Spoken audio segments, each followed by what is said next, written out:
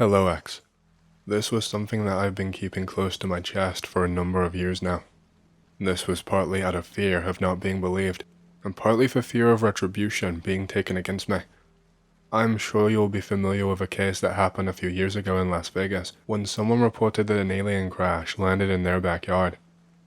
The way those people were ridiculed online, the way they were dismissed by the police, I faced the same. But that's only what the public knows. I'm sure that just like me, they faced even worse after reporting it.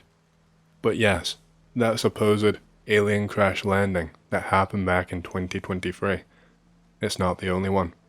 I experienced something eerily similar, and yet distinct. And the worst part about it all, I am pretty sure that there were more incidents that day, possibly hundreds of them. How do I know this? What is my reason for suspecting this? Because of what I witnessed that day. It was around 11 p.m. or so, and it was pitch black pretty much, aside from the light in my backyard that I leave on so I can easily go outside and smoke.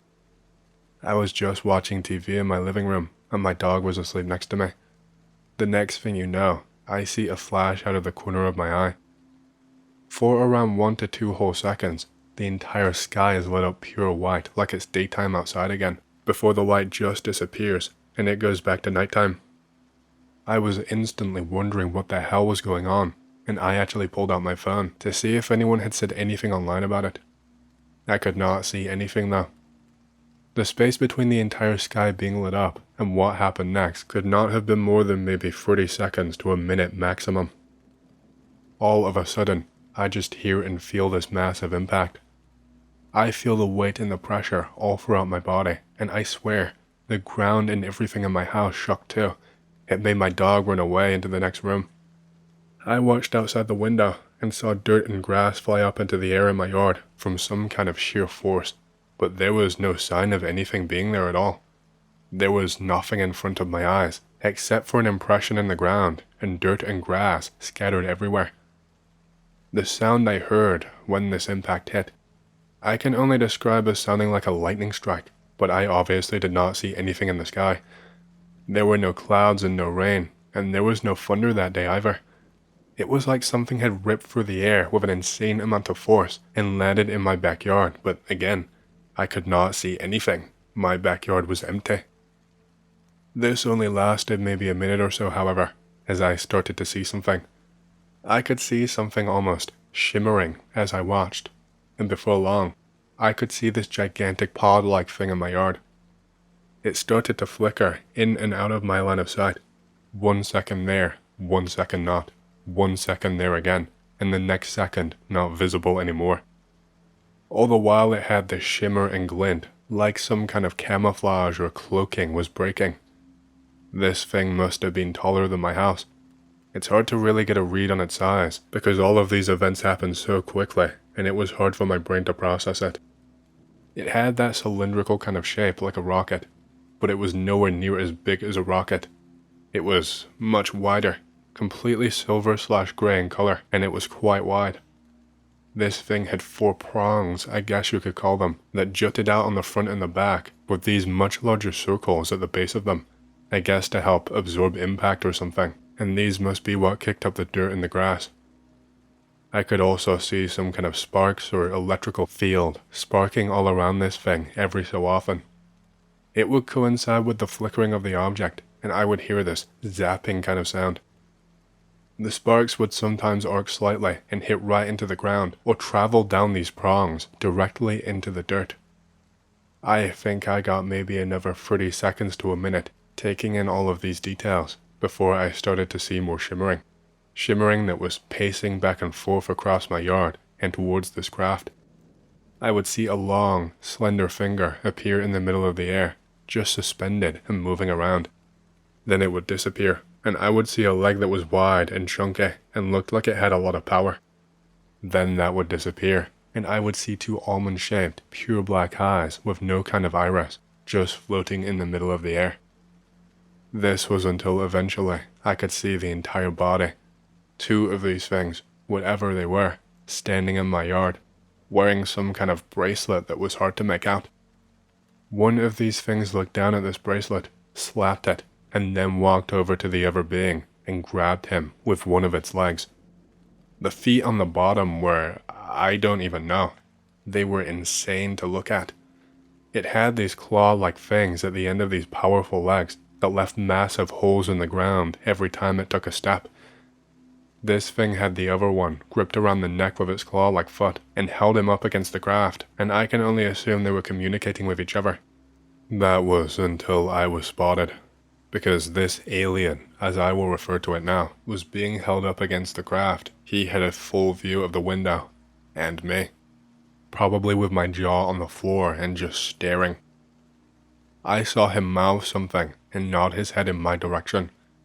The other alien instantly released his grip, turned towards me, and looked directly in my eyes, and in that same instant he put his palm out in my direction with its arm outstretched.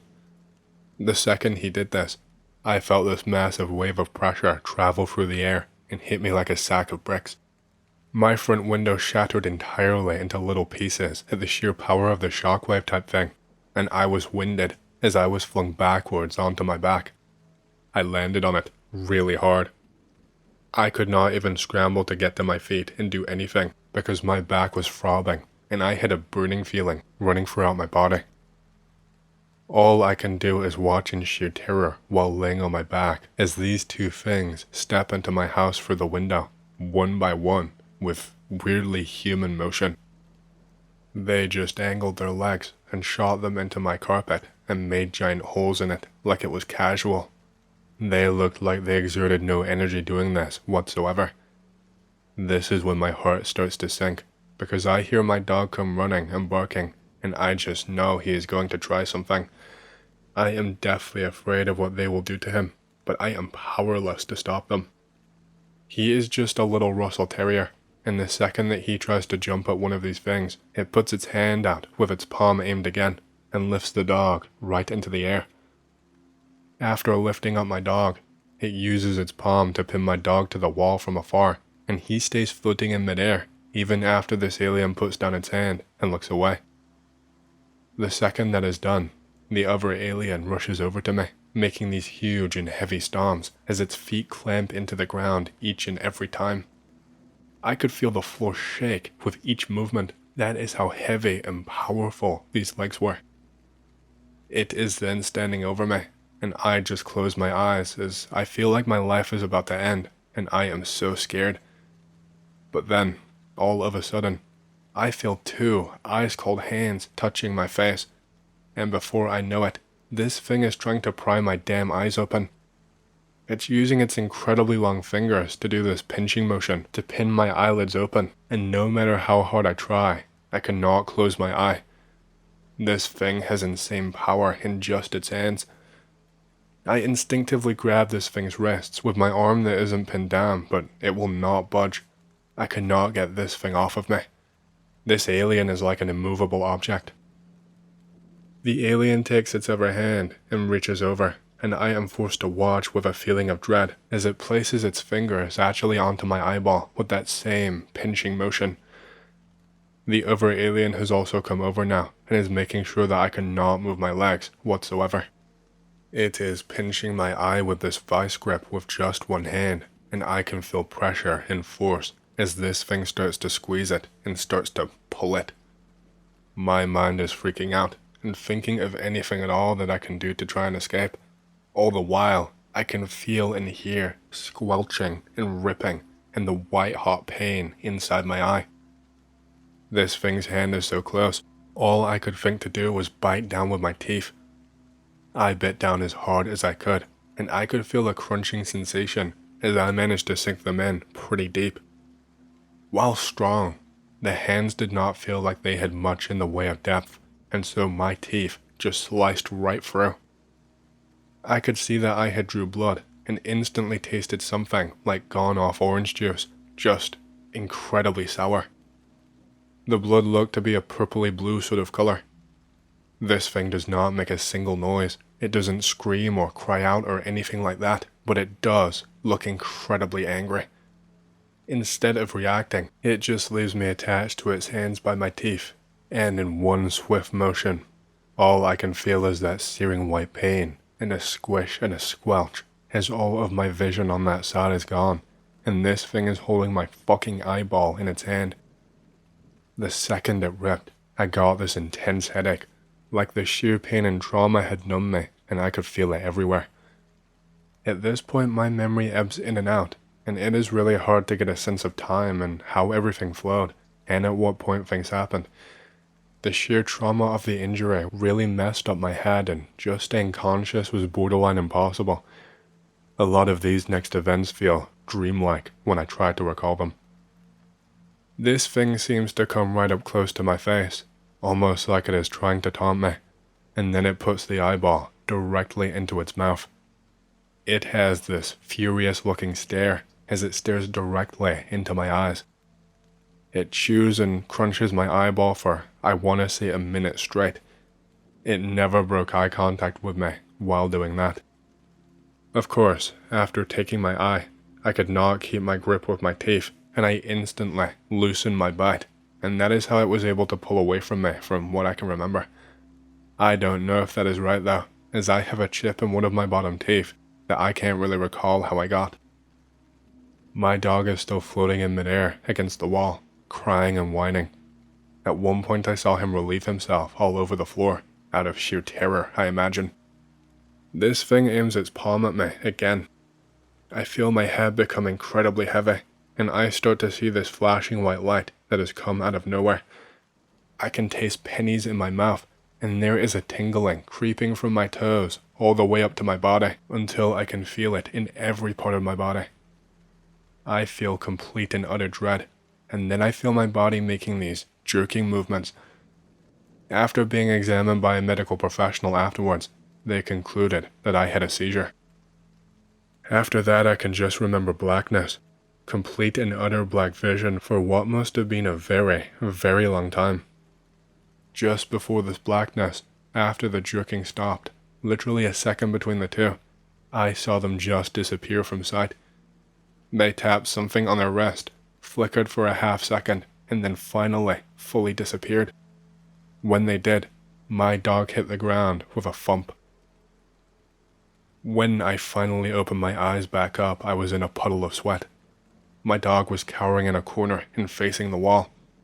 I stood up too quickly and almost instantly fainted, but I rushed to the window to check for any signs. Against my better judgment, I opened my door and started feeling around in my yard to see if they were still there, but just invisible, but I could not feel anything. The only evidence left that they were ever there were the prong-shaped holes in my yard, as well as the torn and ripped up turf. I called the police, not expecting anyone to really believe me. It only took around 8 minutes total for the cops to show up. In fucking Vegas, that is not normal. I knew exactly how long it took, because I could not take my eyes off of the clock, as it was showing 2 a.m. when it had been 11 p.m. at the time of the initial incident. The second they got there, it was like an army of cops, like a full-on SWAT team.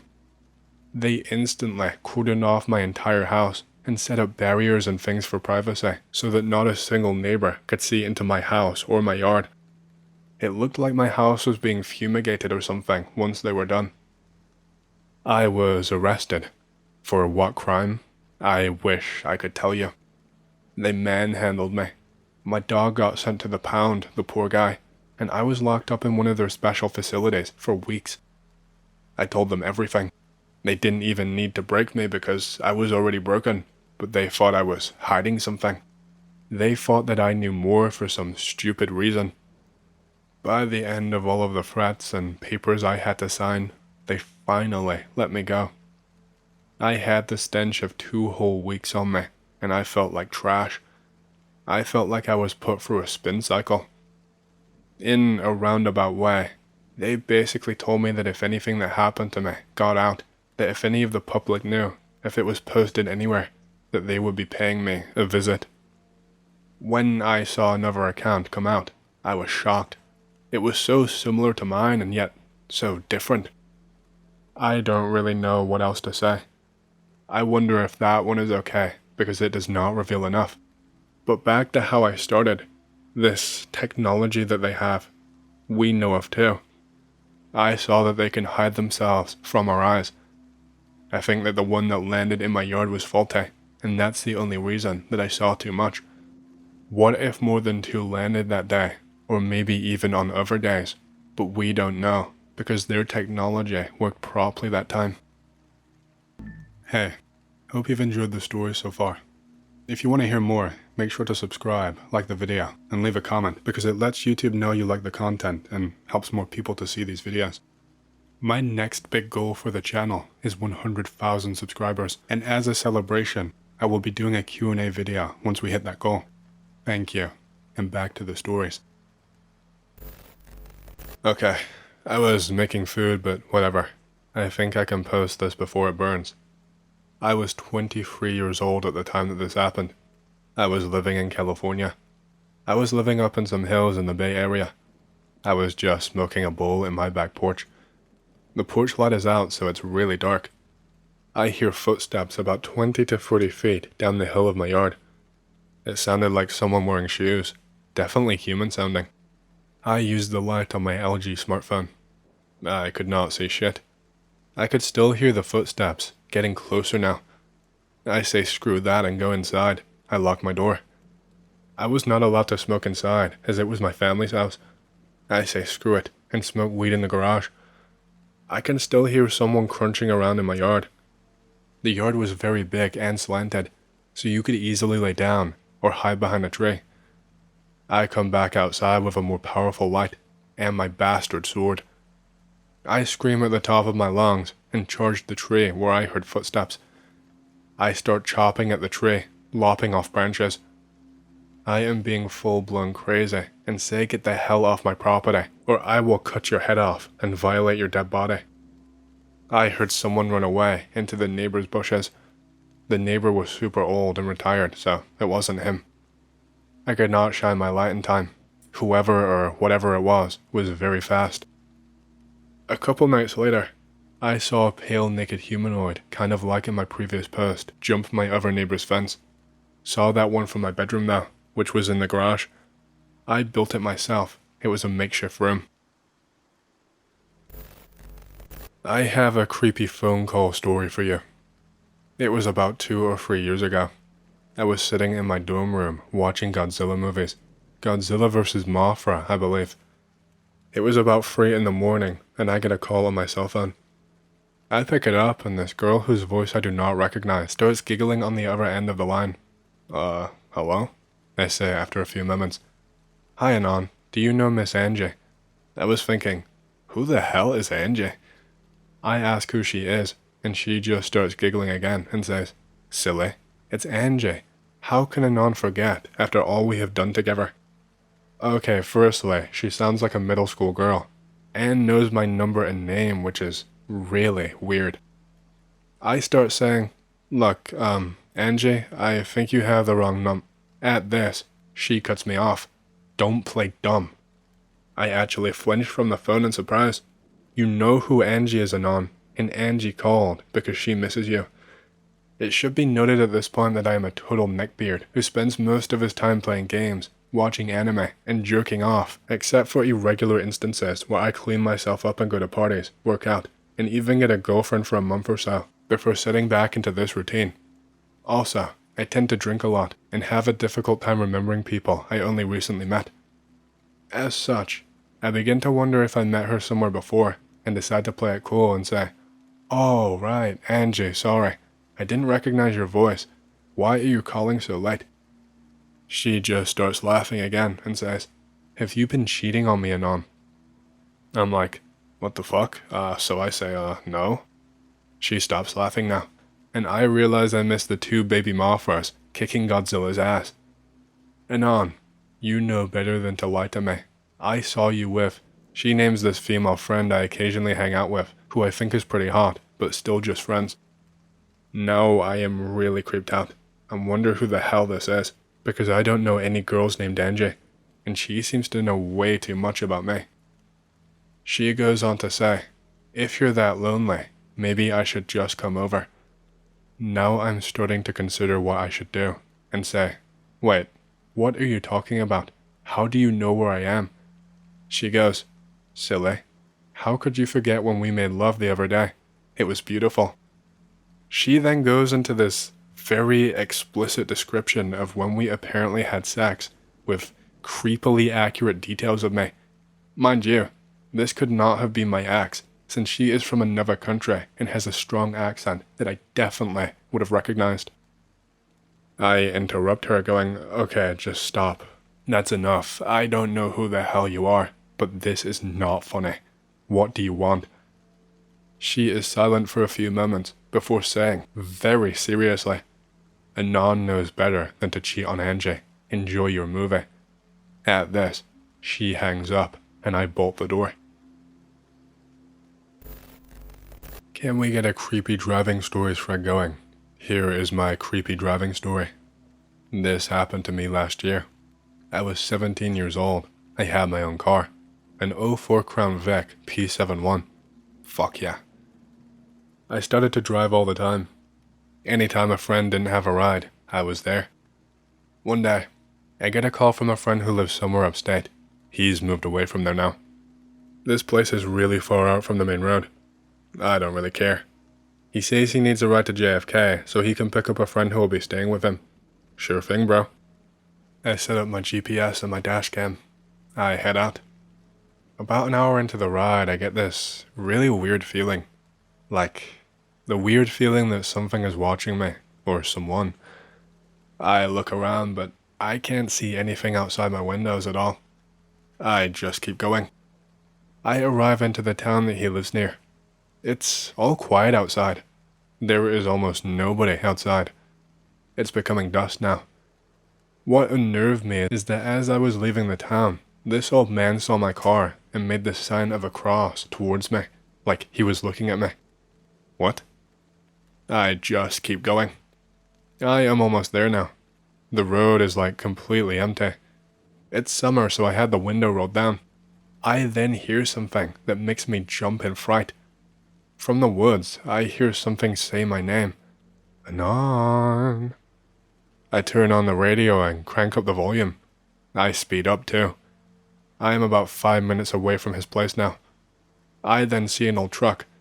Since I'm a car guy, I knew what it was. An early 50s Ford F-Series truck. It's rusty and slow moving.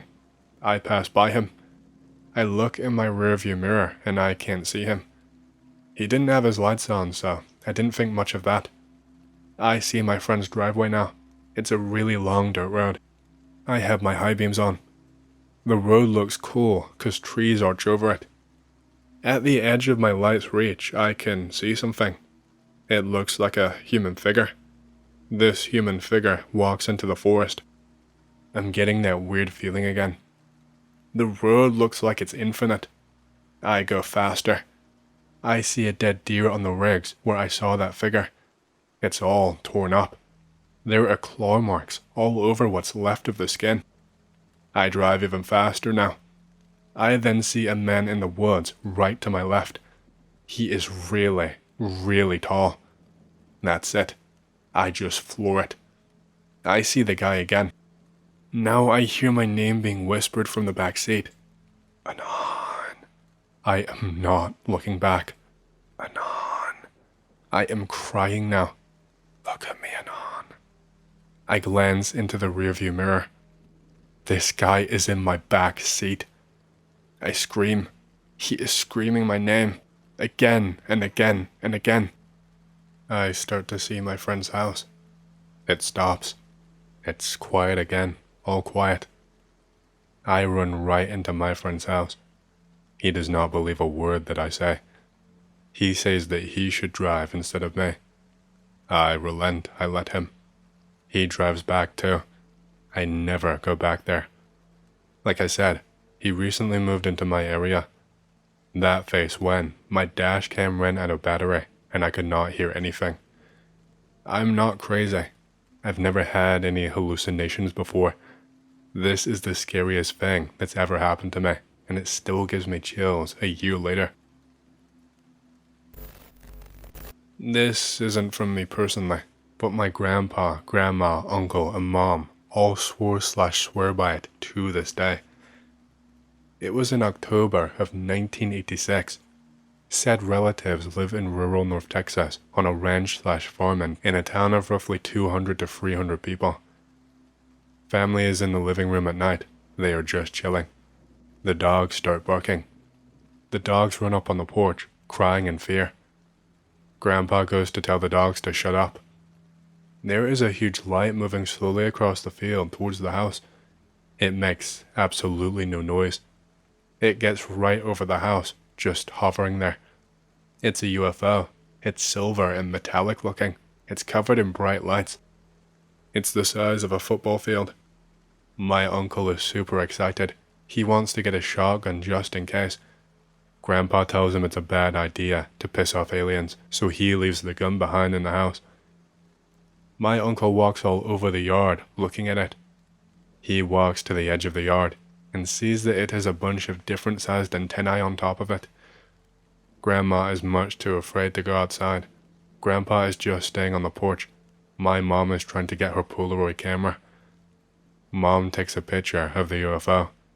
It immediately shoots off at extremely high speed into the sky and is gone, making no sound at all when it flew away. The picture comes out totally black. Grandpa calls the cops. They said that 2 teenage girls also reported a UFO that night while driving home from Dairy Queen. The reason I'm so inclined to believe it is that my own mom and uncle swear by it to this day. My uncle is a no bullshit, skeptical type of guy who would never make things up. My uncle says that he would not even believe the story if he did not experience it himself. I think reading about skinwalkers was my biggest mistake ever in my entire life. It reminds me of something I never ever wanted to think about ever again.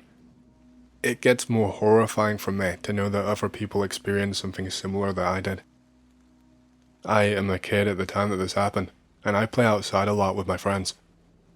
I live in a village that is right next to a forest. The nearest house to the forest wall belongs to a friendly old man. He gives us candy and treats us like his grandsons. As time goes on, he becomes weaker and he has to use a cane to walk. One day, his attitude just abruptly changes. He sits in his rocker on his porch, staring into the village. He doesn't even recognize us anymore. He sometimes stands up to go inside. This goes on for something like a week. My parents tell us to leave him alone because he is facing death. We still ride our bikes past his house. One day, a kid notices that he doesn't use his cane to walk. His movements are very stiff though. The other kid moans that he does not get candy anymore and that we should observe him to check if he is eating them himself. Kid logic. Hide in a bush behind a window and peek inside. The old guy just stands up straight, something we thought he wasn't able to do, in the middle of his living room and has an emotionless and blank expression on his face. I still remember his hands weirdly gesticulating with nobody. All of us get creeped out. We run back to our bikes. We hear a door opening. The old guy comes out and opens his mouth, but no voice can be heard. The reasonable kid asks if he needs help. He does not reply, but gets on his knees and pulls sticks covered in candy cane paper out of his trousers. He's crazy, a friend commentates. We leave. Next day, the ambulance and police investigate the house. Apparently, the old man has been found dead in his bed. I overhear a conversation between the paramedic and a cop. I remember it like it was yesterday. Unfortunately, he has been dead for over a week. I think it's strange since we saw the old man alive just a day before. The village is shocked about the death, but everyone believes that the paramedic made a mistake. I ride my bike days later, past the grandpa's house. I see a human-like figure standing in the forest, watching the house. I go home and develop sleeping problems. I put it down as a weird childhood experience that could be explained with logic, but many things are characteristics of skinwalkers. Thanks, X. Be me. I was 19 years old at the time. I eavesdrop on conversations on family dinner because my phone is dead. I hear the tale of how the house of my great-grandmother began feeling heavy after she died. I have been there multiple times. It checks out. It turns out, this psychic friend of my uncle visited once and pinpointed the location to one of the mud walls of the house. Uncle tears down a few bricks of the wall a few days later for plumbing maintenance. He finds this creepy straw doll. It must have been there for years. I go back to my food and pretend nothing has happened. I have no clue how that happened. The house is around 100 years old, and it has always been a ghost-free and curse-free space. All I know is that the doll was there, and no one remembers placing it.